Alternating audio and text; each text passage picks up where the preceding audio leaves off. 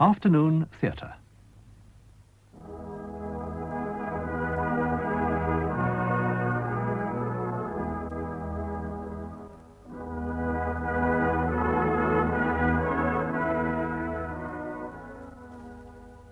We present Brian Thompson's adaptation of The Younger Generation by Stanley Houghton.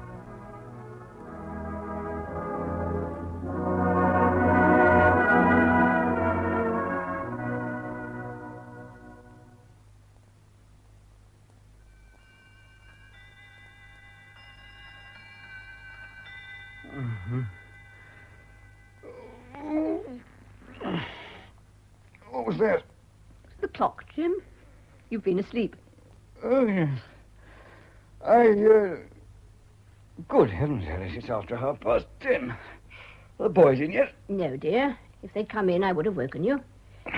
A letter's been delivered. Letter? By hand. It's on the sideboard. Huh? No, there, dear. Against the plant. Ah, it's the same handwriting as the other letters. Yes.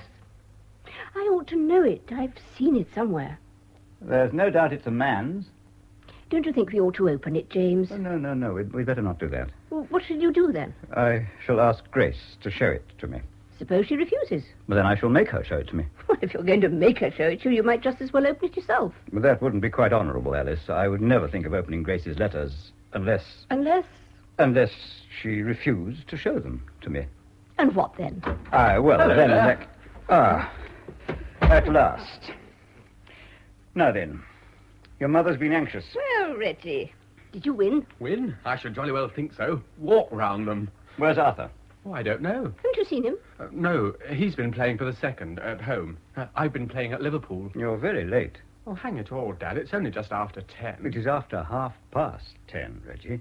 Well, I've had to come from Liverpool. It doesn't take 5 hours to come from Liverpool. Well, I had to get something to eat, hadn't I? All right, my boy, I'm not going to argue about it. You're old enough to be trusted, but you know I don't like you to be out too late on Saturday night. I can't make out where Arthur is. So you had something to eat in Liverpool, Reggie. Where did you go? To a place. I don't know why you couldn't have come straight home. I could have kept your tea for you. Did any of the fellows go with you? Oh, only Jones, our left back. He was captain today. Did you go to a confectioner's? No. I could have told you a very nice confectioner's. No, a restaurant. Whereabouts? Oh, can't say. I don't know Liverpool. What name? Oh, I forget. Jones knew it. A teetotal place? Oh, I really don't know. Well, what on earth does it matter? Now, Reggie, don't be so bad-tempered when people ask you questions. Well, you're always bothering me about what I've been doing and where I've been. Anyone would think there was something wrong in having tea in Liverpool. Whose writing is that, Reggie? On the letter there. Oh, Clifford Rawson's, isn't it? I say, Dad, I wanted to ask you something. Well, my boy? Don't you think I might chuck being secretary of the Sunday school now? Reggie! You want to give up the secretaryship? What for? Do you find the work too hard? No, but it spoils a Sunday afternoon. You couldn't be better employed on a Sunday afternoon. Well, of course, that's a matter of opinion. Reggie, if you give up the Sunday school, I shall be very grieved. Oh, it's enough to make a fellow want to emigrate. Oh, gracious, Reggie. I wish I could go to Canada like Tommy Leslie. He went because he could do no good here. And he travelled steerage. I had a picture postcard from him last week showing him milking a cow. If you want to milk cows, there's no need to go to Canada. He's out in the fields at 5 every morning. Well, that wouldn't suit you. I've hard work to get you up by 8:30. Oh, rot. It's fine. It's a man's life. Then I've got to keep on at the Sunday school. You know perfectly well I don't wish you to give it up. Oh, I shall write and ask Tommy Leslie if he can get me a job in Canada. I shall. Oh, Yeah. Reggie, I'm sorry. you've upset a cup. You'll have to drink from that one. I don't want any coffee. What's the matter with him? He's feeling restricted, and he's very bad-tempered. I can't see why. Is Arthur in? Not yet. Put the tray down, Grace. I want to talk to you. We both want to talk to you. If it's about Reggie and Arthur, I don't think there's much I can say. In It's fact, not about your brothers, Grace. A letter has come for you. Here. Take it. thank you. Who's it from, dear? From Miss Baker. About the bazaar, I expect. Grace, That letter is not from Miss Baker. Father. You know it's not, don't you? Come, Grace. Grace, will you show me that letter? I don't think you've any right to insist on seeing my letters, Father. I am not insisting, Grace. I am asking you to allow me. I'm 22, Father. Are you ashamed to show it to me? I'm certainly not ashamed. Thank you. Remember, I'm opening this with your permission, Grace. Darling Grace, just a line to tell you that I'm not going away for the weekend after all, so I will meet you after Sunday school as usual. Dearest love, your own Clifford. Can I have my letter, please? It is from Clifford Rawson, I suppose. Yes. Now, will you tell me, your mother and me, how it is that Clifford Rawson comes to be writing a letter like that to you? He wanted to let me know that he'd meet me tomorrow, I suppose. As usual, he says. Yes, He's been meeting you frequently? yes. Why? Oh, Father, if you can't understand, I suppose you used to meet Mother. I never met your father secretly, Grace, especially after teaching a Sunday school class. You mean that young Rawson and you are fond of each other? Yes. Are you engaged? No, not exactly. I told Clifford he'd have to ask you first. I can understand your being fond of young Rawson, though I haven't too good an opinion of him myself, but I cannot understand your meeting him secretly like this, and above all, you're telling me a deliberate lie. A lie? About that letter. It's entirely your own fault, Father. My fault? We had to keep it secret because you're so strict that you never would let me meet a boy alone. How can you get to know anyone well enough to find out if you want to be engaged to him unless you see a good deal of him first? You've always had plenty of opportunities of meeting your brother's friends here at home, and young men at the tennis club, and at the chapel. That's not quite the same thing, is it? Then I am to understand that Clifford Rawson wants my consent to your engagement. Yes. Very well. I don't promise to give it, you understand. I shall have to think about it and talk it over with your mother. And I must speak to Arthur about Clifford. I must know a great deal more about him than I do at present. You must see him at once, James. Certainly, I shall write tonight and ask him to come and see me tomorrow. Will you let me write and ask him, Father? You? Yes, very well, if you prefer. I do. What time tomorrow? In the afternoon. I'll write at once. James, who would have believed it? I'm sorry to find out that Grace has been deceiving us. But we must be very thankful it's no worse.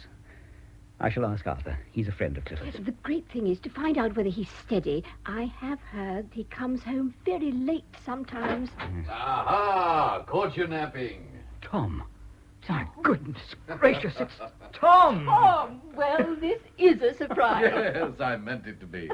I had to come across from Germany on business, and I wasn't sure whether I'd have time to get down here to see you, so I didn't write. But here I am. It's 5 years, Tom, since we saw you last. Yes, time flies, doesn't it? It's too bad of you not to come over oftener. It isn't very far from Hamburg to here. It's no further from here to Hamburg. Why don't you come and see me, Jim, you lazy beggar? Well, I've been intending to for years, but... And how are you all, eh? Splendid. Children? Oh, they're grown up, you forget. By gad, so they are. There's only Reggie still under 21. And you'd never guess it from his behaviour. You'd like a bit of supper, Tom, I dare say. No, thanks. I had dinner in the train. Coffee, then? If it's not troubling you. No, it's ready here. We always enjoy a cup of coffee in the evening. And what will you smoke, Tom? I'll try some of your tobacco, Jim, thanks. Do you like a feather mattress? What for? To sleep on, of course. I must go and see about your room. Oh, don't you trouble. Sleep in the bath if necessary. It's not necessary. We have a spare bedroom. Well, how's Mother? I'd like to go round tonight and see her for a few minutes if it's not too late. Well, she never goes to bed until 11. Wonderful old woman, Tom. She writes to me regularly, once a month. There's always a bit about you and a bit about herself and a good deal about the chapel. She goes to service morning and evening on Sundays. She even kept up her Bible class till last year. Amazing. Still, I can't help feeling that she seems to regard the chapel as the hub of the universe. It is the principal interest in her life. Curious how one gets rid of that point of view. Living abroad, I mean. Yes, that was Mother's chief objection to your going abroad at all, do you remember? Oh, rather. Even now, I suspect she thinks of Germany as an ungodly place, inhabited by rather light-minded people. Well, Tom, you know we can't exactly approve of the way they spend Sunday in Germany. Oh, the continental Sunday, eh? I think the English way is best, Tom. Yes. And you think old England's the finest country in the world, and that Salchester's the most beautiful city in England, and the chapel is the noblest institution in Salchester? Well, Tom, if I do... Oh, don't apologize for it. It's the spirit that's made England what it is. Do you really think so? I do, and thank God I haven't got it. Father, I want... how do you do? Uncle Tom. Hello, young man. It's, Arthur, isn't it? No, I'm Reggie. Oh, Reggie, of course. And where is Arthur? Not come in yet. I can't make out where he's got to. It's so late. Late? Why, it isn't 11 yet. Your hotels and places don't close till 11, do they? Hotels? Why? Oh, thought he might be having a drink somewhere, that's all. I should be very sorry to think that either Arthur or Reggie was in the habit of frequenting hotels. Why, what's wrong with them? Wrong with them? Hmm. Wrong with hotels? Well, I suppose there's nothing wrong with them if they're properly conducted, but you forget that Arthur and Reggie are only boys. I say, Father, I shall be 21 in less than 2 years. In a bank, aren't you, Reggie? Yes. And Arthur's still with you at the warehouse, Jim? Yes. Oh, how'd you like the bank, Reggie? Rotten. How's that? Oh, there's no romance about it. After all, there isn't intended to be. Well, what I want is a man's life. What do you call a man's life? Oh, you know, riding round on a horse and ordering people about. You find it slow at the bank? Slow's not the word. And what chance has a fellow of getting on? You've the chance of becoming a bank manager in time. A bank manager? Now, I ask you, Uncle Tom, what is a bank manager? Well, a man who manages a bank, I suppose. Well, I mean, what sort of a man? Why, a fat, bald old beggar with side whiskers. A chap who couldn't kill a grizzly bear to save his life. Couldn't run away from one, even. Oh, I tell you, I'm sick of Salchester. You don't think you could find me a place in Hamburg, Uncle? I'm afraid even Hamburg wouldn't be exciting enough to suit your requirements. Tom, here's Grace. We met in the hall. How do you do, my dear? Are you too big to kiss? No, Uncle. How jolly of you to turn up like this. Not engaged yet, I see, little Grace. No, No. You must hurry up, my dear. I know. Oh, Father, I've sent that letter to the post. Very well, so be it. Jim, dear, Mr. Ledbetter and Mr. Fowle would like to have a word with you if it isn't too late. Ledbetter and Fowle? Oh, everybody at once. Ask them to come in. Look here, I'll slip round to see Mother now. Very well, but she's moved, you know. How will you know the house? Reggie and I will go with you, Uncle, to show you the way. Right you are. But you No, can't... don't think of it, Jim. Entertain your guests. May we enter? Good evening, James. I hope we don't intrude so late. Not at all, not at all. Let me introduce my brother from Germany. Mr. Thomas Kennion, Mr. Ledbetter, and Mr. Fowle. I'm very pleased to meet you, sir. Tom Kennion? Oh, I remember giving you a black eye when we were at the grammar school together. I think it was I who gave you the black eye. Was it? Oh, perhaps you're right. I forget. We just wanted to have a word with you, Kennion. I'm off. Come along, Grace, Reggie. Oh, we're not driving you away. No, not at all. Going round to my mother's. We shall be back before you've gone, I dare say. I'll see you out. Well, gentlemen, sit down. Yes. Cigar, Ledbetter? Oh, thanks. Yes, I don't mind if I do. You're a teetotaler? Entirely. I keep a little for my friends. Fowle? That's the right spirit. Help yourself, Fowle. Yes, I don't mind if I do. Where is young Arthur? He's not come in yet. Oh, you shall see the time my lad Alan comes home. 1 or 2 in the morning sometimes. I pretend not to notice anything, but of course I've a pretty good idea what he's been up to. But you allow it? Well, boys will be boys. Besides, I've been young myself. Well, surely it's a father's duty to... To keep his eyes shut. I hold stricter views. Of course you do, my dear Kennion. So do I. Your views are unimpeachable. And it's for that reason that you find us here tonight. I don't understand. You are probably surprised to see us at this unearthly hour. We are on our way home from a meeting of the Council of the Liberal Association, where a decision has been arrived at that Fowle and I thought it advisable to acquaint you with immediately. Admirably put, old chap, but a little formal. Kennion isn't a public meeting, you know. Very well. Ask him yourself, then.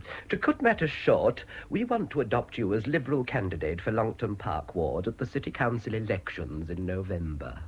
Me? Gentlemen, my dear Ledbetter, my dear Fowle, I'm overwhelmed. Never mind that. Will you stand? Will I stand? Oh, upon my word, I don't know what to say. I shall have to think about it, to talk it over with my wife. But believe me, I appreciate the honor immensely. We should like to have your decision not later than Monday evening. But why do you ask me? To win the seat from that fellow Grignall, we shall need a very strong man indeed. We are of opinion that you are a strong man, Kennion. You see, it's like this. The nonconformist element is damn powerful in the ward. Now, you're a big gun at your chapel, and that'll rake in a lot of votes.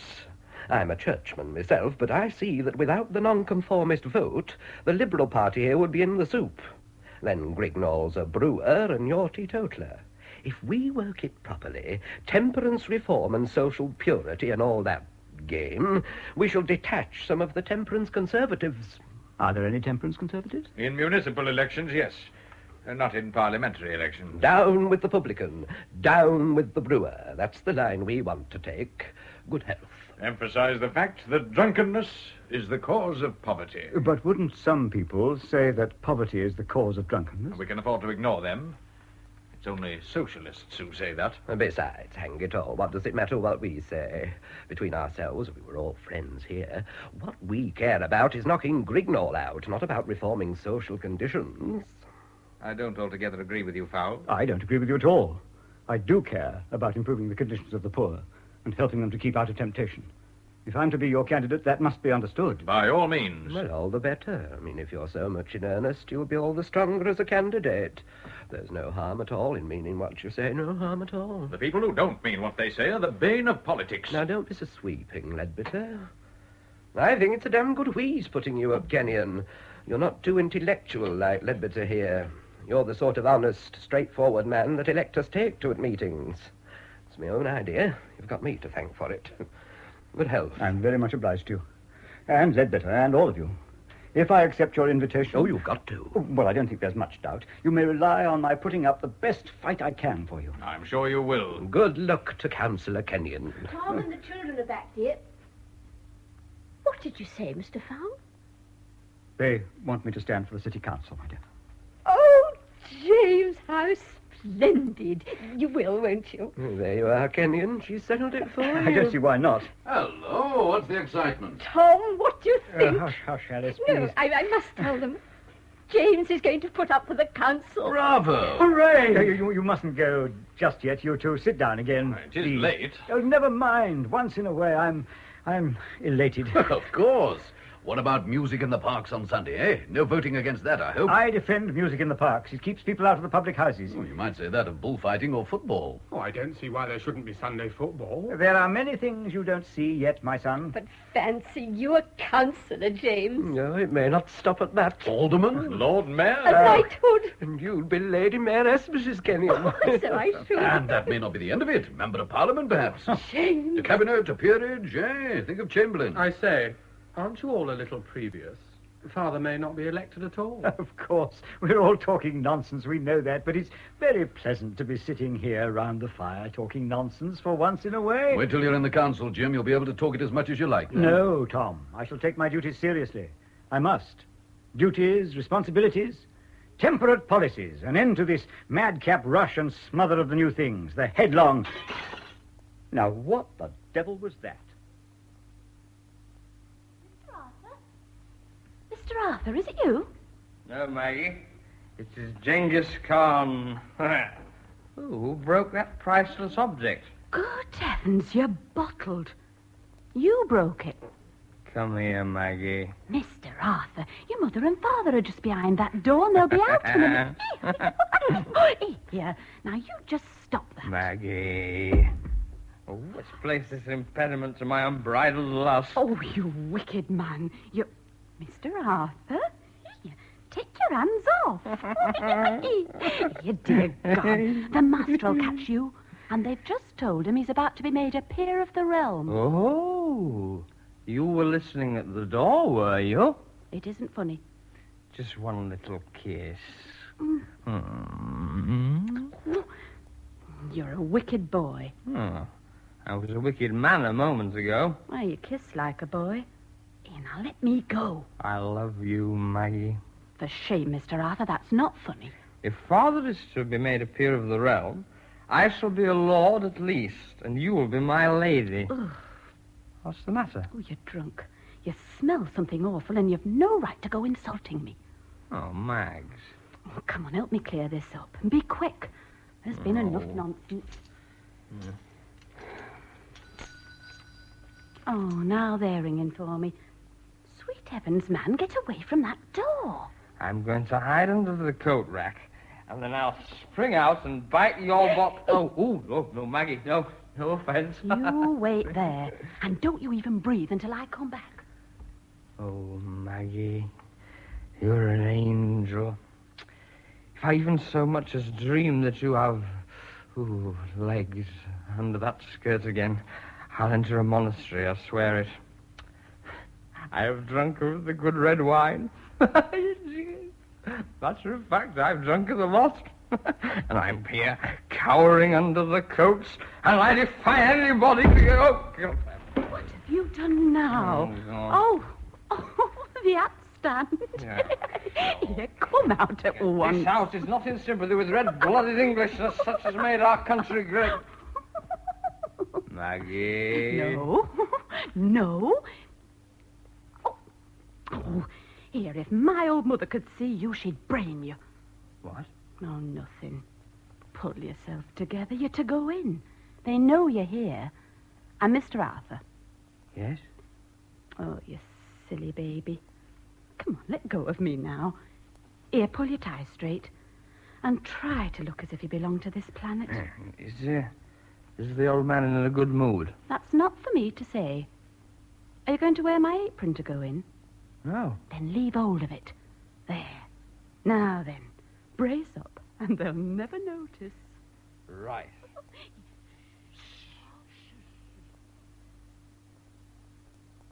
So it isn't a question of intolerance, but a finer sort of judgment, which, as a father and a householder... I say, that's absolutely brilliant, Kennion.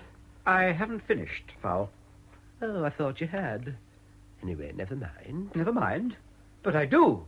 It's too easy to criticize a position based on principle. I'm sure you have no detractors, James. They see my position as stuffy, straight-laced, holier-than-thou, moralistic.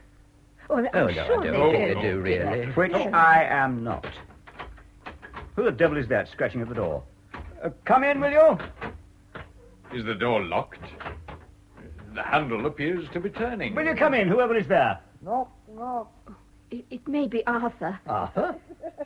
Lord Arthur? Good gracious. Arthur, will you kindly come in with us? Certainly. Straight away, immediately. Son-in-law! This is the heir to the Kennion millions. Mother, father, what a pleasant and unusual surprise. Arthur, you are wearing Maggie's cap. I am? I am, correct. I shall now take it off with a bold sweep. Oh. Who's placed this impediment to my gallantry? Was it you, Mr. Leadbitter? Come on now, answer. Who put that miserable piece of china in my reckless path? Arthur, you are... Will you stand still, sir? No, forgive me, but will you stand still, sir? Mr. Leadbitter, will you assist my father to stand still while I'm talking to him? I believe he's caught the influenza. Is that what they call it now? It has brought him to his knees, at any rate. Oh, the room is going decidedly queer. I think I'm Look going out! to... It's the most virulent case of influenza I've ever witnessed, Kennion. I am grateful to you for your sympathy. Most grateful, indeed.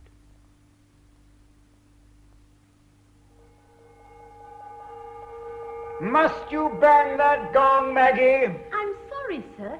Breakfast is ready, sir. I know breakfast is ready. I'm asking you not to bang the gong. I've stopped, sir. Maggie, I believe you let Mr. Arthur in last night. Yes, sir. Before the plant pot fell over, did Mr. Arthur... I understand Mr. Arthur... Good morning, Father. Good morning, Grace. I'll fetch in the tray, sir. How's Mother? Had rather a bad night. She isn't coming down for breakfast. Oh. No, she's still too upset to come down. Will you let Maggie take breakfast to her room? See to it yourself, dear. See that it's rather nice. I'll go now and speak to cook. Just pour out my coffee, Maggie. Yes, sir. Maggie, I should like to tell you how sorry I am for what happened last night. What happened last night? For what Mr. Arthur did. What Mr. Arthur did, sir? Come, Maggie. What did Mr. Arthur do?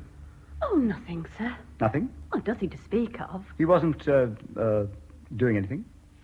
Well, of course he was trying to kiss me, sir. That is what I thought. Maggie, I am deeply shocked.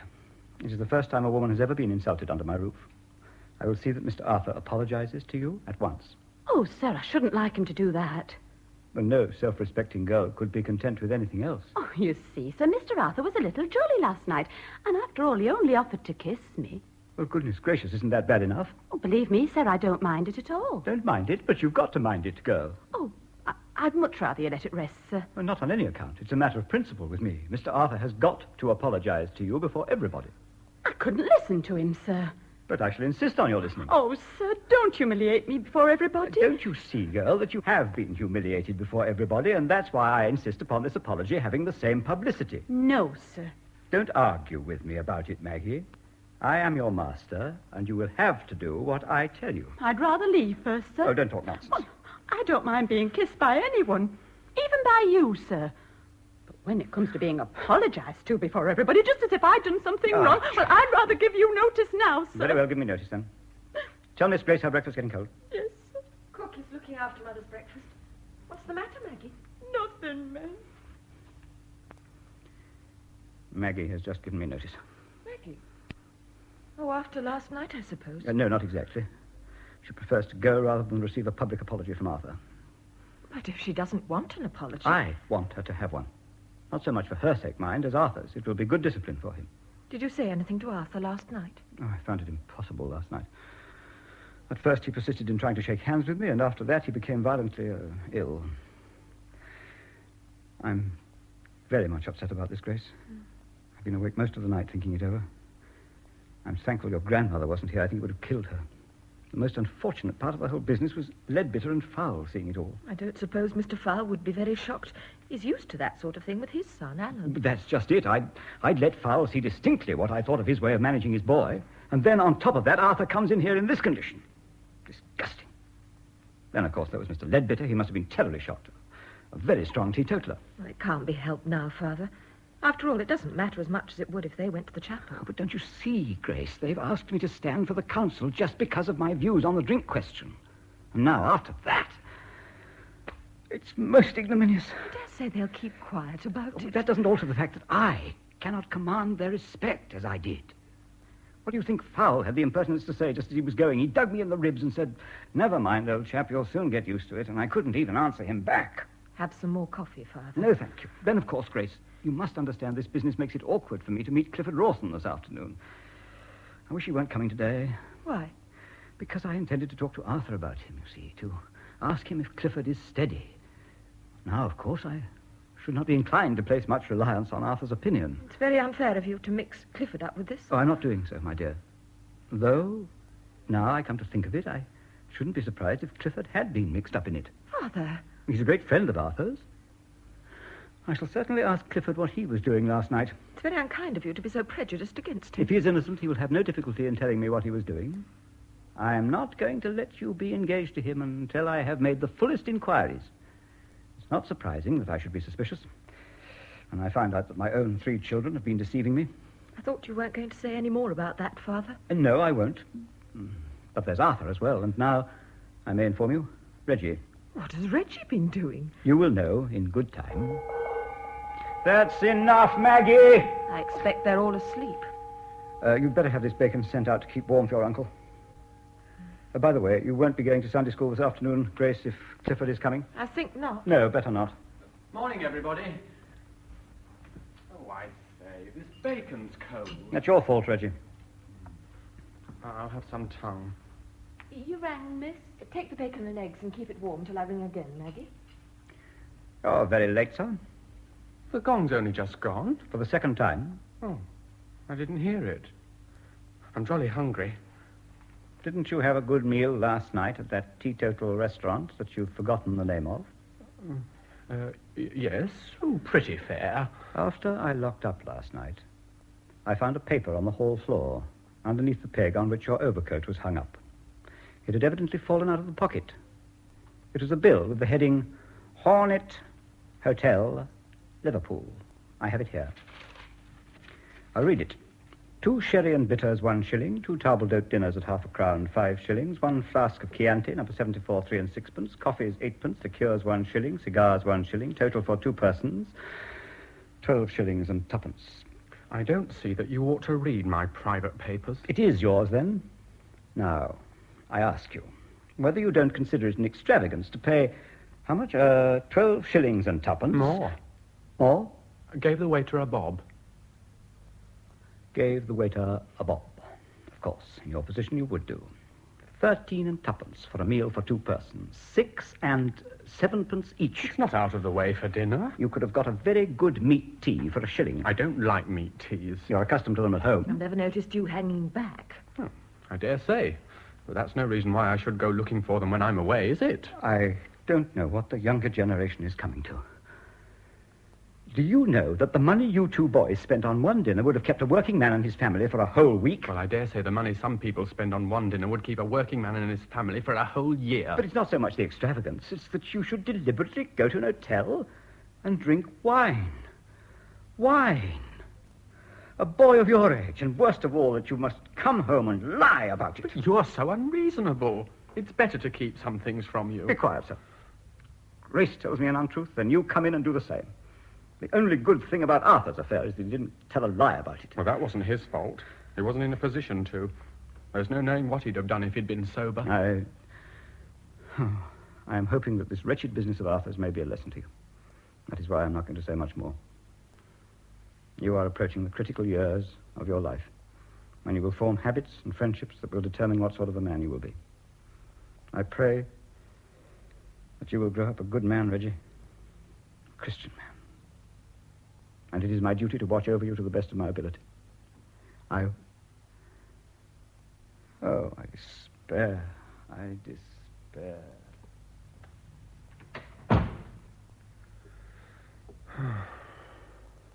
Oh, I do wish Father wouldn't pray over me. It's taking a mean advantage of a fellow. I can't answer him back like I can when he's angry. I suppose it makes you feel ashamed of yourself. Oh, all right. And you needn't take up such a high and mighty attitude. I suppose he's caught you messing around with Clifford Rawson. Will you please mind your own business, Reggie? I'm not blaming you. We're all in the same boat, it seems. We've simply got to tell fibs to Father because he thinks that we're always trying to do something wrong. Well, he's got it into his head that we want to bolt down the broad road that leads to destruction, and he spends his time dragging us back into the narrow path. Oh, as if a man can't have a little dinner with a pal without all this fuss. Strikes me the narrow paths for people with narrow minds. At least Arthur and I are grown up. Oh, thank you. Well, you wait till I'm 21. I'll show you how to manage Father then. In a way, I rather admire Arthur for breaking out like this. Though, of course, he was a fool to come home while he was in that state. I mean, he ought to have gone for a long walk. I know I should. He's, not talked to Arthur yet? No. Saving it up, I suppose. And he thinks it's more Christian to be angry in cold blood. Personally, I think it shows a nasty spirit. Hello, you two. Arthur? Oh, it's all right. Father's not here. Breakfast ready yet, Grace? It was ready about 2 hours ago. With some bacon and eggs in the kitchen. Oh, bacon and eggs. What you want is a brandy and soda, old chap. Yeah, is Father up yet? Yes, long ago. And not in a very good temper. Maggie has just given him notice to leave. Oh, Maggie? Because of what took place between her and Arthur last night. No, because of what took place between her and Father this morning. I say, what's he been up to? Absurd. He says Arthur has got to apologize to her before everyone, and she doesn't want him to. I don't mind apologizing to Maggie if I behave like a cad. But I'm not going to have it made into a public ceremony. Well, you shouldn't have made a public ceremony of kissing her then. You might have waited until Uncle Tom had gone. What? Was Uncle Tom here? Well, didn't you notice a stranger? Well, I thought I saw several. Was it only Uncle Tom? No, you were not deceived. There were others. You chose a night when there was quite a nice little reception on. Oh, who were they? Mr. Ledbetter and Mr. Fowle come to ask Father to put up for the city council. Oh, my goodness. Yes, there'll be a holy row. I wonder what Father will say to you. I'm thinking about what I shall say to him. Oh, shouldn't say anything. You'll only make things worse. Besides, he won't let you get a word in edgeways. He's too fond of talking. I expect he'll pray over you. You'll have to listen to me. I'm going to have some alterations in this house. That affair last night was only the beginning. Do you mean you're going to get drunk every night? Oh, don't talk rot. I mean, he's got to treat me differently. I'm going to have more freedom. Oh. While you're about it, you might put in a word for us. Eh, Grace? We all ought to have more freedom. I'm going to tell him just that. Quite right. If things are to go on as they do at present, I shan't stand it. I shall go to Australia. I thought it was Canada. No, on second thoughts, Australia. It's further away. Oh, I'm sorry I'm so shockingly late. Good morning, Grace. Good morning, Reggie. Ah, this is Arthur, isn't it? I've seen you, but you've not seen me. Good morning, Arthur. Good morning, Uncle Tom. Sit here, Uncle. Ring the bell, Arthur. Do you like tea or coffee? Tea, if it's all the same to you. I can't get decent tea in Hamburg. It's getting late. I must go and shave. Will you make some tea quickly, Maggie? I bought you some, miss. I thought the coffee would be cold. That's right, it is. I'll help myself. There's not much time to lose. I suppose you're all off to chapel. Oh, yes. You'll come too. Oh, I suppose so. I must go and get ready, if you'll excuse me. Grandmamma will be here soon. On her way to chapel. Yes. She always goes with us. Well, you're feeling better this morning? Yes, thanks. You'd been having a lively time last night, it appeared. I suppose you despise me for it. Not in the least. What would you say if I told you I'd never been drunk before? I should be very much surprised. It's the truth. Why, don't you believe me? Of course I do, if you say so. It's the first time in my life I've ever been drunk. Never mind, it won't be the last. No, I don't suppose it will. There's a good deal to be said for getting drunk occasionally. I quite agree with you. By Jove, you are different from Father. You don't get on with your father? No. Well, at least not very well in some things. I should get on all right if he'd only let me alone a bit more. Do you expect him to have any greater confidence in you after last night? Oh, good gracious. Father's never stopped me from doing anything I wanted to. I mean, a fellow can find ways to do things, however suspicious his father may be. Only, of course, I'm obliged to do them in an underhand, secret way, and that's what I object to. I don't want to tell lies and deceive Father, but when he thinks it's a deadly sin to drink a glass of beer or go to a music hall, what else can I do? You can tell him straight out that you intend to have your glass of beer in your music hall. Oh, well, I can now, but I couldn't before I was 21. It means a row, you know. Never mind that. But, of course, I've always tried to spare his feelings and save him worrying himself. I mean, if you'd known I was going to music halls, you'd have thought I was going straight to hell. Very considerate and thoughtful of you. All the same, have it out with him. It'll do you both good. I'm going to.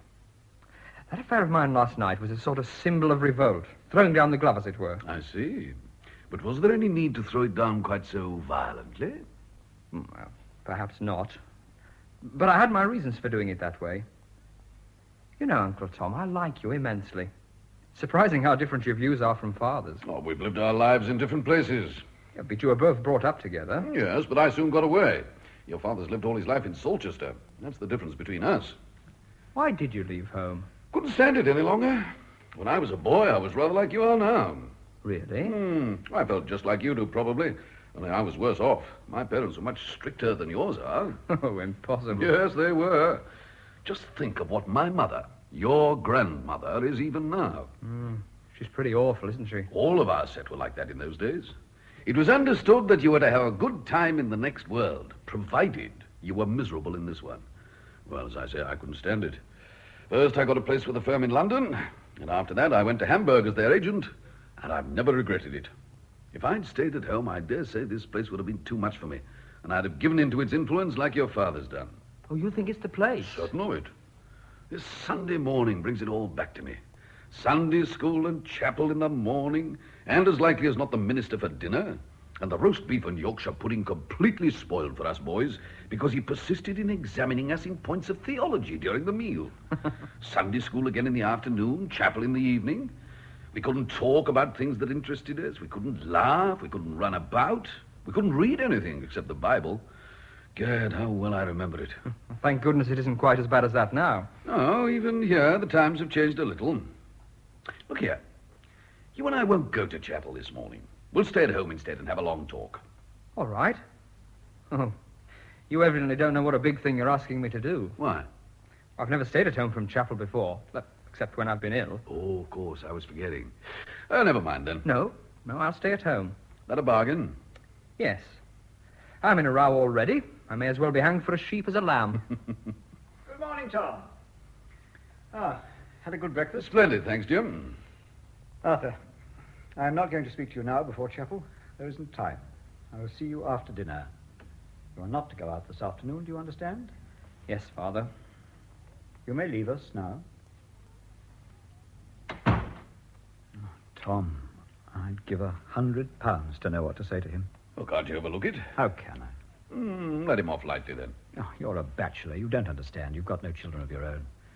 I have a duty to perform. Arthur's only very young. Yes, I know. That's why there's still a hope of reclaiming him. Reclaiming him? Good Lord, Jim, you were young yourself once.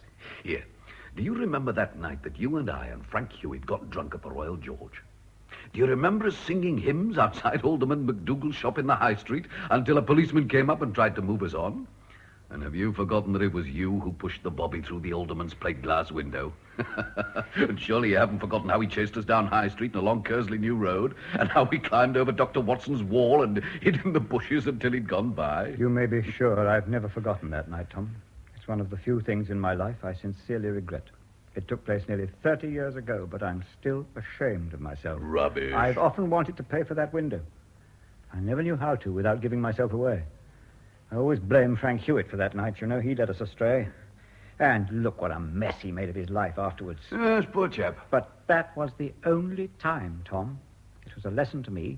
I've never tasted alcohol since that night. Perhaps this will be a lesson to Arthur, too. I hope so. Well, it's a good thing he doesn't know about Alderman McDougal's window, or it would rather spoil the effect of your sermon. No one knows about it, except you. Ah, Mother never got to hear about it, did she? God gracious, no, I shouldn't like Mother to hear about it even now. Oh, good morning, Tom. Good morning. We're nearly ready, James. The bells have started. What bells?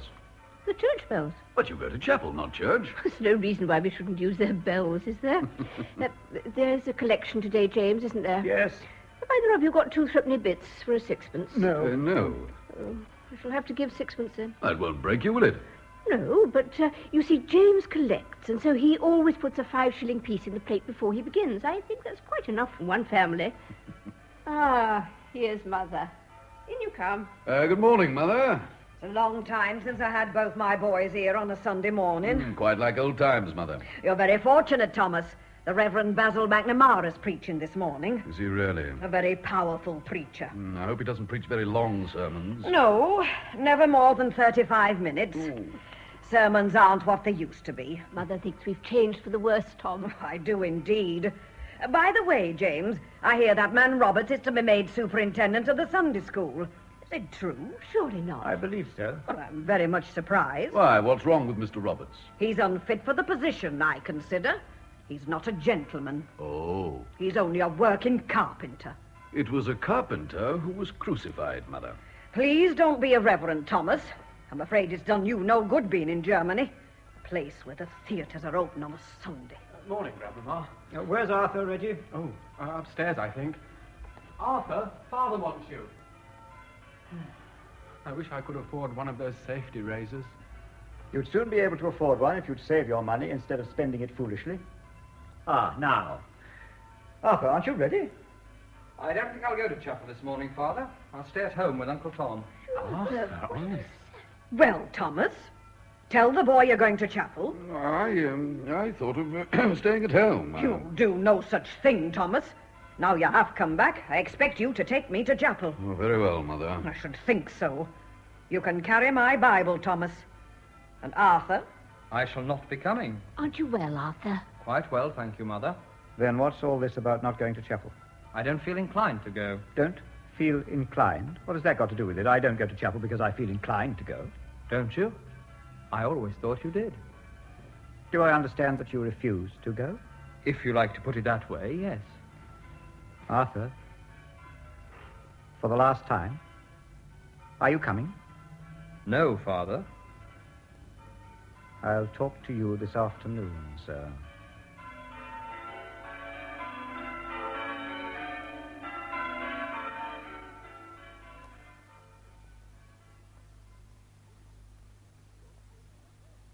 It must be bad for anyone who suffers from indigestion to be angry immediately after a heavy meal. There's no need for him to be angry, Grace. I think he'd have got over it by this time if he'd been left to himself. But I expect Grandmama's been rubbing in the moral. Grandmama? Does she know? I think so. Oh, about last night? Father and Mother were talking to her very earnestly after chapel.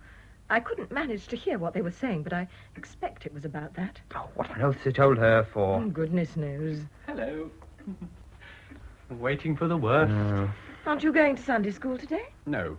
I sent word I couldn't go because we'd got an uncle from abroad staying with us. What an excuse.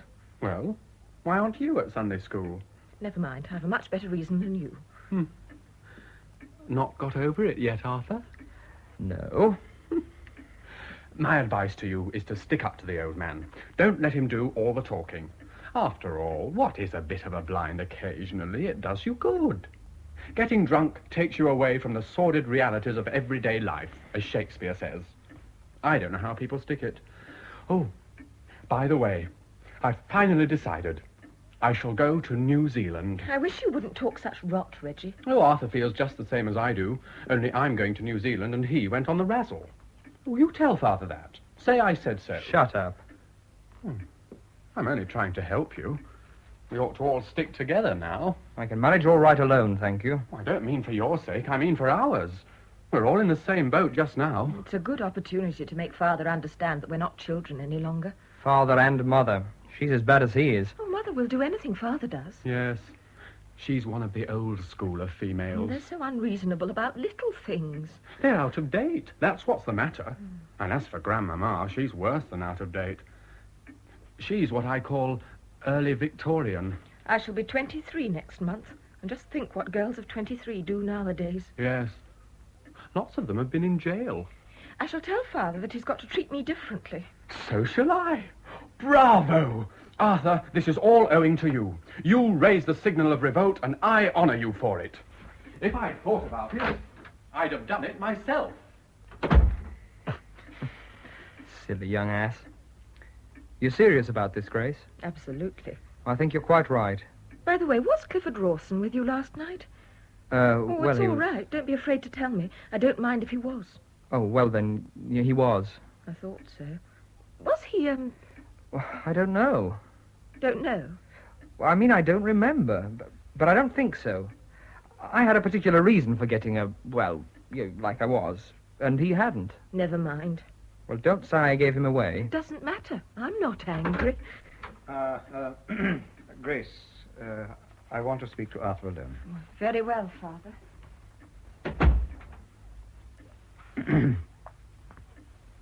Maggie has been to me to withdraw the notice she gave this morning. It appears you have already apologized to her. Yes, I apologized to her in the kitchen while you were at chapel. In the kitchen? Well, I must be content with that, as Maggie objects so strongly to a more public apology. Arthur, I have been thinking all this over. I'm not going to get into a rage and play the angry father, though heaven knows I might well be pardoned for doing so. But I try never to speak in anger, and I cannot forget that you are a man now. You are 21. I don't need to tell you that I was terribly shocked by that awful scene last night. Nor, what is worse, that you have thoroughly upset your mother and your grandmother. Oh, why did you tell Grandmama? I didn't. It was your mother. I should have kept it from Grandmama, but she saw that something was wrong by your refusing to go to chapel, and she tackled your mother and got it out of her. Very well. That is the most painful result of your behavior. Then, there is the effect upon Reggie. Reggie's character is not very strong, I'm afraid, and I'm deeply grieved that he should have seen you in that condition. I tremble to think what may be the consequences of such an example to a young and innocent boy. Then again, there is Mr. Ledbetter, Mr. Fowle. Think of it. You disgraced yourself and me before two gentlemen who have just honored me by showing their confidence in my principles and my good influence. It is quite possible they will not care to ask me to represent them now. They are men of the world, Father. Oh, men of the world. I hate that term. It is our duty to keep ourselves unspotted by the world. At any rate, I am not going to hold them to their invitation, if they already regret it. I met Mr. Ledbetter this morning and told him so. What did he say? Well, he told me not to worry my head about it. He told me that he would say nothing about the matter, and that he was sure as Mr. Fowle wouldn't. Then that will be all right, Father. But there's no thanks to you, sir, if it is.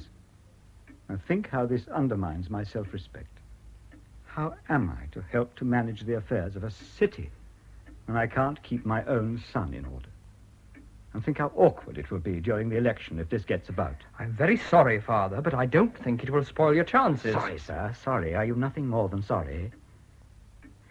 But I've only mentioned the results of your behavior, how it affects other people. I want to talk to you about how it affects yourself. I want to point out to you the immorality, the licentiousness of your conduct. There's no need to. There is need to. All the more because I'm afraid you don't realize the seriousness of your offense. You're behaving too callously. What did you mean by refusing to go to chapel? I didn't want to go. People don't go because they want to. They go because it's their duty. I can't see any use in going to a religious service unless you go willingly. What do you know about it? I'm quite old enough to decide for myself. What do you think would be the result if everyone followed his personal inclinations without restraint? Liberty. Rubbish. Anarchy. You can't do exactly what you like in this world. You have to be bounded by certain conventions. People have never been able to agree about these conventions, and they never will. You're talking nonsense. You say you stayed at home this morning because you wanted to. Did you get drunk last night because you wanted to? Yes, certainly. What? You wanted to get drunk? I did it deliberately. Good heavens. I got drunk as a symbol of revolt. I'm going my own way in future. You are actually proposing to get drunk again? Not very often. You don't feel very well after it, but I shall if I want to. It has its advantages. Perhaps you will be good enough to mention them. But to begin with, it does away with Puritan ideas. Getting drunk knocks a Puritan off the pedestal. But why should he be knocked off? Because he's a human being like the people he's looking down on. Only God should stand on pedestals. Arthur, I believe you're going mad. Now, you're a Puritan, Father. I am very proud to be called a Puritan. But it's a mistake. It would do you a world of good to get drunk. It would, really. At present, you think you're perfect. No, I'm very far from perfect. But I do what I can to show people the right way. But how do you know that you know the right way? But then again, getting drunk is only one way of letting off surplus steam. Everyone has to let off his surplus steam. I suppose that in your enthusiasm for drunkenness, you are prepared to defend the drinking habits of the working classes. The working man is too poor to afford any other form of pleasure. Pleasure? Of course. It takes those poor beggars away from their awful surroundings for a few hours. It makes them forget that next week they may not have enough to feed their wives and children. Well, no wonder if they spend their money in drink. But you and your friends haven't even that excuse. You don't need to drug yourselves in order to forget your surroundings. Yes, we do. We get fearfully depressed at times. Do you suppose that a young fellow with hot blood likes stuffing in a dreary office or warehouse 6 days a week? He wants to be doing something, not writing in ledgers and answering the telephone. I don't blame him for breaking out sometimes. Of course, he breaks out in different ways. There's Reggie, for instance, always wanting a man's life in Canada. That's one form of it. Getting drunk is another. No. I mean it, Father. Now, listen to me, Arthur, please. What do you want, Reggie? Clifford Rawson's come. Clifford Rawson. Where is he? In the drawing room with Grace. With Grace? How long has he been there? Oh, I don't know. Where's your mother? Go and find her. Tell her I want her. Well? Grandmama's here. Good afternoon, James. Mother? Well, Arthur, what have you to say? Good afternoon, Grandmama. Aren't you ashamed of yourself? I have already spoken to Arthur, Mother. All this is owing to your mistaken leniency. You don't know how to manage a son. I ought to know. I had the advantage of your training. Yes. You were more fortunate in your parents than Arthur is.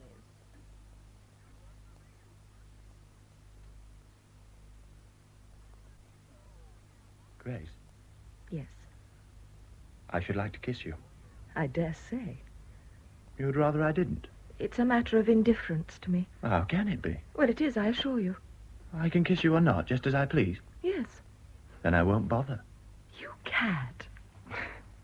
Grace, I am going to marry you. There are going to be no more letters. From now on, it's going to be a matter of fact between us that I'm going to marry you. I thought that it already was a matter of fact between us. I mean between your father and me. Yes, I'm not afraid of him. On the contrary, he's probably not such a bad chap when you get to know him. And anyway, it would be like gaining a son. He already has two. Oh, Grace, you are not helping. You are not helping at all. What have I done? That's what I would like to know.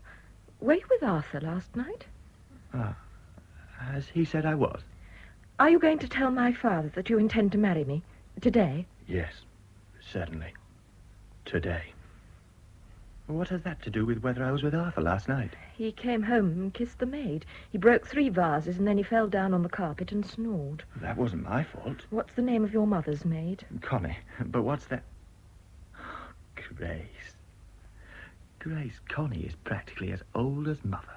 But you don't think If there's going to be emancipation in the air, some of it must touch me. If you want to be free in the new way, that's good, and I admire it in you. But you will not be free and foolish. There'll be no cuddling in the hall. Never. Never is a huge word. But there will be as little as possible, which is to say none at all. We're not going to make the mistakes our parents made. We're going to be free. That's exactly what I came to tell you. You can kiss me now, Clifford, if you'd like to. Grace. What was that? I thought I heard footsteps. We are going to be free, Clifford. Grace? Good afternoon, Mrs. Kennion. Oh, good afternoon to you. Mrs. Kennion, Yes? Mother, Clifford and I are going to be married. When? Quite soon. Don't frown, Mother. Oh, was I frowning? I shall take good care of her. I can promise that. That's very kind of you, Clifford. I really don't know what to say. You could say you're happy. Oh, Grace. Oh, Grace, I am happy. I'm very happy. In fact, I'm delighted, Clifford. I really am delighted. Well, that settles everything. Well, not quite. There's Father. Ah, yes. Perhaps later. No, now. Don't you think? Yes, we do. I'll prepare the way. You must be patient. Grace, she likes me. Of course she does. And so will Father. You really think so? Well, it's possible. James, you will have to take a stand with the boys. James, Clifford Rawson is in the drawing room with Grace. I shall have to go and see him. Will you come with me or not? He's coming to you. What are you going to say to him? I'm not quite certain. That was always your great fault, James. You never could make up your mind. I like to try and be fair, Mother, and see both sides of a question. Well, it's best to see only one side if you wish to get your own way. But I see you cannot even control which room your family decides to congregate in. Well, here's an avalanche of Kennions. Come in, disregard your grandmother. Clifford and I want your consent to our engagement, Father. Oh, Grace, this is really too bad of you, really. What is? Taking us by surprise like this. Good afternoon, Clifford. Good afternoon, sir. Good afternoon, Mrs. Hannah. That is our Uncle Tom. How do you do? Pleased to meet you. Now, was there any need for this hurry, Clifford? It's not my fault, Mr. Kennion. Grace insisted on coming in and asking you at once. Upon my word, I don't know what girls are coming to. It really is most embarrassing, Grace. Perhaps I'd better withdraw. Certainly not, Uncle Tom. Clifford doesn't mind. Do you, Clifford? No. I suppose not. I want Mr. Kennion to say yes, that's all. Before I can say yes, there are certain questions that I should like you to answer. I'm sure I'd better clear out. Come along, Mother. We'll evade the avalanche. Certainly not. I shall stop here. Very well. Where were you last night, Clifford? Last night? Yes. Were you with Arthur? Come? Yes. I was with Arthur. Ah, I'm glad you haven't told me a lie, at any rate. You see, I wasn't certain whether you knew or not. You admit you were with Arthur last night. That admission makes it easier for me to give you an answer at once. I haven't sufficient confidence in you to allow Grace to become engaged to you. But why? I'm sorry. I don't think you are steady. Well, what reason have you for thinking that? You are a friend of Arthur's, for one thing. What? I'm not fit to marry your daughter because I'm a friend of your son.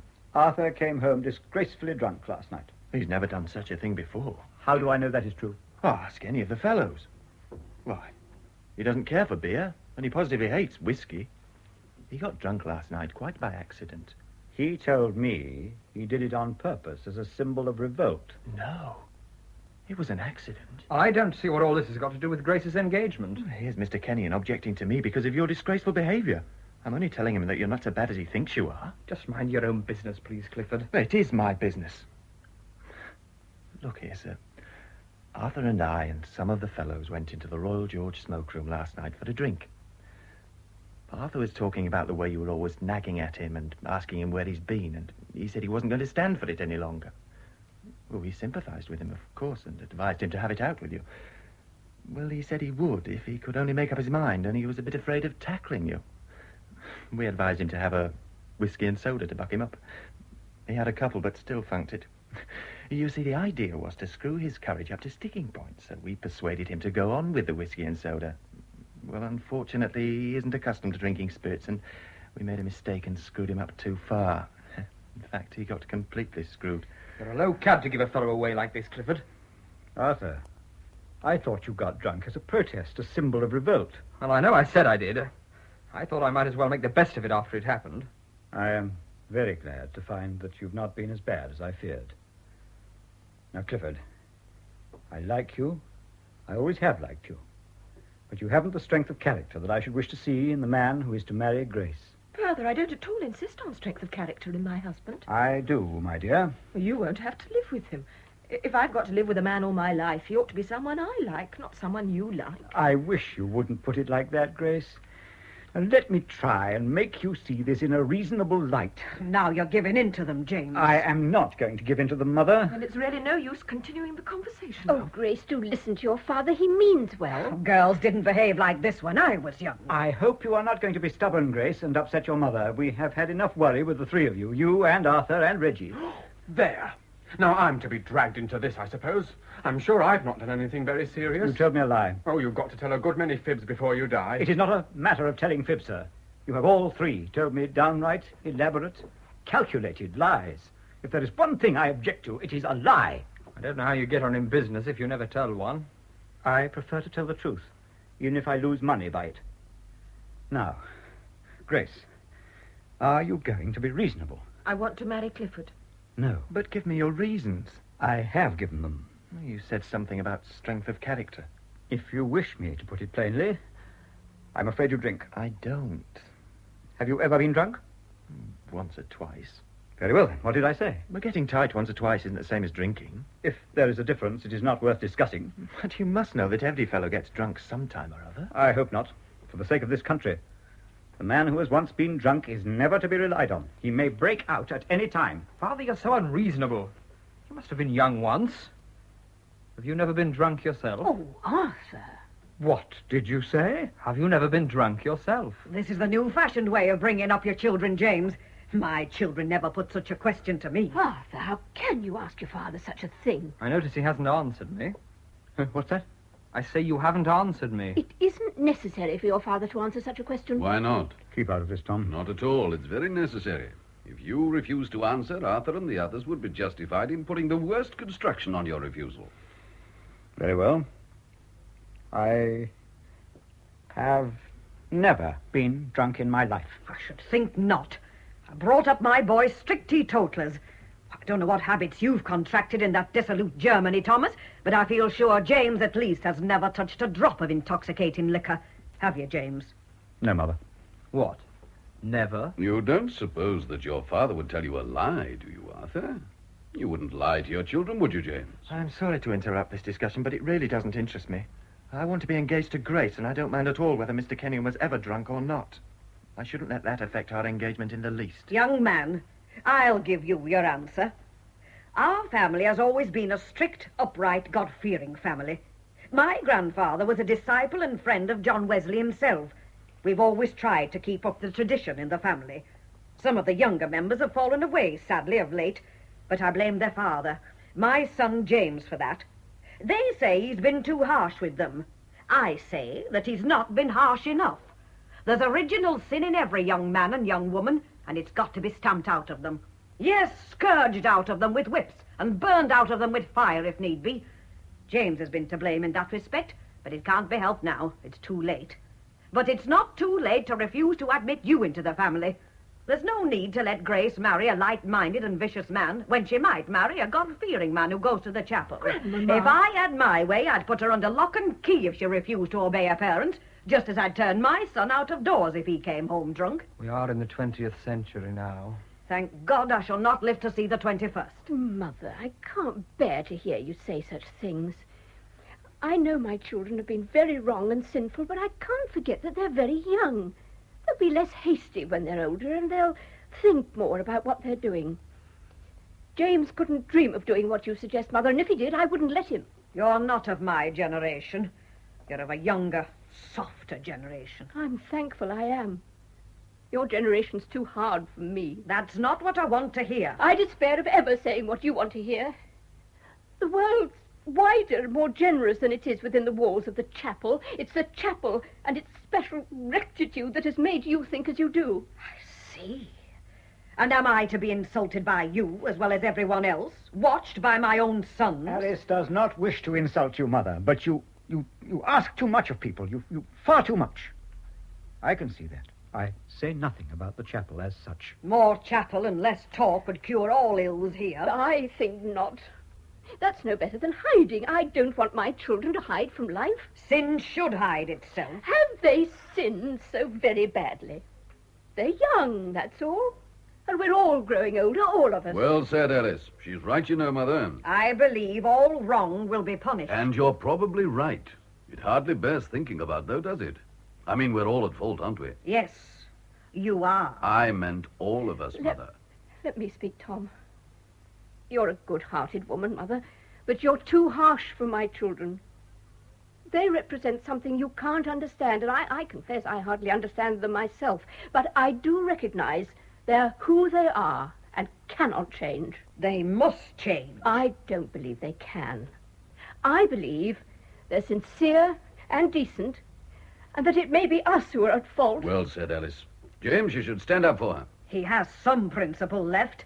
He cannot. What is it, Maggie? Oh, Mr. Fowle sent this note across, Miss, for the master. There's no answer needed. Father, here's a letter from Mr. Fowle. Oh, thank you. Look, this is no business of mine, I know, but perhaps you won't think it impertinent if I say a few words. To begin with, I'm afraid we can't adopt your suggestions, Mother. You never would take my advice, Thomas. No, I would not. Now, this is my proposal. Consent to an engagement between Grace and Clifford. Let them see each other freely for a year at least. Only let Clifford understand that he's on probation, that he's got to behave himself. Oh, I promise that. Yes, I think you may. Makes a wonderful difference to a fellow when he has an object in life. As for Arthur, if you'll allow me, Jim, I'll take him back with me to Hamburg and find him plenty of work to do. Will you come, Arthur? Rather. Oh, yes, that's what you want, to get away from the restraint of home life. Why not? It'll do him good. Home life is not an unmixed blessing. Now, Jim, what do you say? Clifford, Grace, I think we had better do what Uncle Tom suggests. Dear Father. But Thank you, sir. mind, you must deal honorably with me. I will. And if you like to take Arthur for a year or so, Tom, I think it would be a good idea. Thank you, Father. Then that's all right. I'm so glad we're not going to have any difficulty. I'm sure it's all for the best, if James says so. Of course. What was in your letter, James? The letter from Fowle. It says, don't be a fool. You've got to stand for the council. You are an honourable man. With a clean record, and they're not so easy to find nowadays. Ledbetter and I won't breathe a word about high old times on Saturday night, if that's what you're afraid of. That's not all, Father. That is all that matters. Oh, listen to this. I rather admire Arthur. He is a young sport. I didn't think he had it in him. There was no need to read that, Grace. And you'll stand for the council? Yes. I hope you'll get in, Father. You deserve to. Clifford, there's a fire in the drawing room. Come along. You'll stay to tea, Clifford. Thanks very much.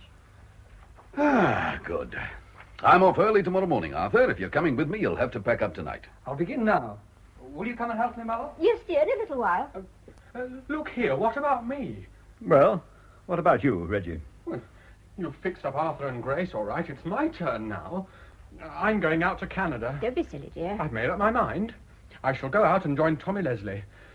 All I want is £100 for my outfit and to give me a start over there. And where are you going to get your £100? I want you to lend it to me. Do you? You will have to want a long time. It's jolly mean of you.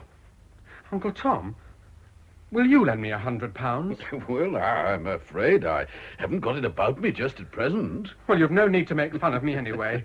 You don't sympathise with me, that's what it is. You don't know what it is to want to live a man's life. Wait until I'm 21. I'll show you. Are you going, Mother? Yes. Won't you stay to tea? No, I will not stay to tea. You've given in to them, James. I wouldn't have given in to them. You say nothing. There is nothing to say. Very well. I'll see you out. Oh, Tom. I told a lie. Yes. Pretty big un, too. Good God, after what I'd just been saying about telling the truth. But what could I do? Could I have told them about getting drunk and breaking Alderman McDougall's window and being chased by a policeman? Well, of course you could have told them. Reggie, Arthur, Grace, and Mother, too. What would she have thought about me? Oh, it might have done her good. Oh, you don't believe that. Look, James, I think you did right to lie to us all. You did what you thought you had to for the best, for everybody's sake. It happened to be a lie, but you were right. It saved Mother's feelings. It preserved your authority with your children and your wife. You could have told the truth. Never. Never, Tom. Then perhaps the next time, eh? That lie's done you good, Jim. Knocked you off your pedestal a bit. That's exactly the expression Arthur used earlier. He's a good boy. They're all good children, but they're young, James. It's a younger generation. You must make allowances. Give them the credit for being right occasionally. What will they think of us, our children? What will their children think of them? The world's getting younger all the time, you old sinner. You're not going out, Tom. Yes, I'm going to follow along after Mother. She's a bit put out by it all. She must fire off her ammunition at me. Ah, Alice, come in and comfort your husband. Tell Arthur I'll be back in a while. James, are we so very wrong?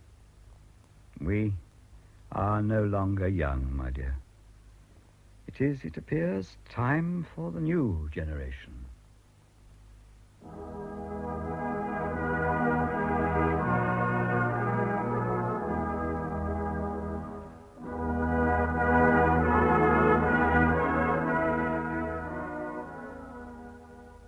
In Brian Thompson's adaptation of The Younger Generation by Stanley Houghton, the cast was as follows.